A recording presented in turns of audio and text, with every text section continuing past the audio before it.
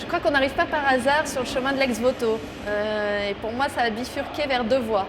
Une tournée vers le Mexique, puisque je travaillais sur les peintures de Frida Kahlo, qui sont très orientées vers la peinture votive dédiée à ses médecins, étant donné que dans son cas, il n'y avait pas de croyance dans le religieux.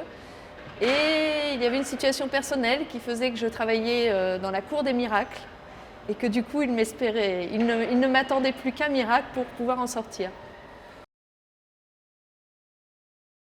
Et quand je suis arrivée au Mexique, je me suis aperçue que cet objet était d'une vitalité extraordinaire. C'est-à-dire que ce qui pour moi ressortait d'un objet d'antiquité, d'un objet poussiéreux, digne d'un musée, était un objet employé quotidiennement, était un objet d'une grande vivacité, un objet que les gens avaient au quotidien, parce que ça se présentait plus sous la forme d'ex-voto anatomiques que de peintures votives, qui sont, au bout de quelques temps de recherche, me sont apparus aussi comme des objets toujours employés à des fins votives dans les sanctuaires.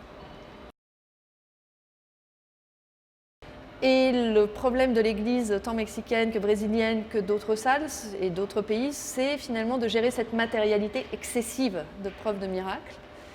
Chaque clergé va opter, dans chaque salle et dans chaque pays, pour une stratégie personnelle adaptée à son public et adaptée aussi à son lieu. Le projet de José Claudio de Alves de Oliveira, au Brésil, depuis les années 90, est de recenser l'organisation de ces salles, les objets qu'on y trouve, ce qui permet de dresser des typologies de l'objet votif, ce qui permet de travailler sur la communication entre les humains et les forces invisibles.